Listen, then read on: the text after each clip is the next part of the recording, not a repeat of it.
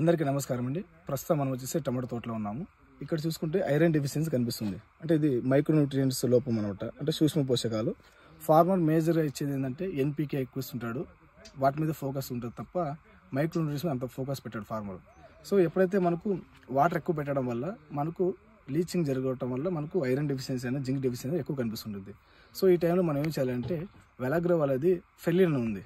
ఫెలిన్ అనేది ఎడిషా టెక్నాలజీతో తయారు చేసింది అనమాట. మనకి సాయిల్ పిహెచ్ అనేది ఎక్కువ ఉన్నా తక్కువ ఉన్నా కానీ పనిచేస్తుంది అనమాట. అంటే 1 to 12 వరకు పనిచేస్తుంది. సో ఎప్పుడైతే మనము ఫెలిన్ అనేది డ్రిప్లో ఇవ్వడం వల్ల ఏమవుతుందంటే వితిన్ 3-4 డేస్లో మనకు రికవర్ అవుతుందంట, గ్రీనిష్ వస్తుంది.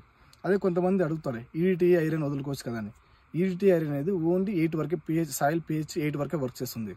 అదే ఫెలిన్ తీసుకున్నాను అనుకో, ఎడిషా టెక్నాలజీతో చేసింది ఫెలిన్ తీసుకుంటే కూడా 12 వరకు పనిచేస్తుంది. అంటే 8 పై నుంచి 12 వరకు వర్క్ చేస్తుందంట. సో సాయిల్ పిహెచ్ అనేది మనకు చెప్పలేము. మనం ఇప్పుడు సాయిల్ టెస్ట్ ఎవరు చేయించుకోవడం లేదు కాబట్టి దాని గురించి మనకు తెలియదు కాబట్టి. సో ఫెలిన్ ఇవ్వడం వల్ల వితిన్ 3-4 డేస్లో మనకు గ్రీనిష్ వస్తుంది. సో ఫెలిన్ అనేది 1/2 kg చొప్పున డ్రిప్లో ఇచ్చుకోండి, వితిన్ 4 డేస్లో రికవర్ అవుతుంది. అలాగే మనకు గ్రీనిష్ రావడం వల్ల మనకు ఫోటోసింథసిస్ బాగా జరిగి ఫుడ్ ప్రిపరేషన్ బాగా తీసుకుంటుంది. అలాగే ఫ్లవర్ డ్రాప్ కాకుండా కూడా హెల్ప్ అవుతుంది అనమాట. చూడండి, ఇక్కడ ఫుడ్ ప్రిపరేషన్ సరిగ్గా చేయకపోతే ఫ్లవర్ డ్రాప్ జరగడం ఇవన్నీ జరుగుతాయి ఇక్కడ అంతా మనకి.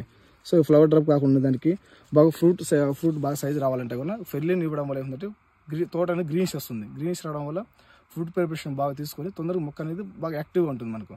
సో ఎవరైనా ఇట్లా ఎల్ఐస్గా కనిపించినా అనుకోండి, ఎవరి తోటలో ఇట్లా ఎల్ఐస్గా కనిపిస్తే కూడా వెంటనే ఫెలిన్ అనేది డ్రిప్లో 1/2 kg చొప్పున ఇచ్చేయండి, సరిపోతుంది.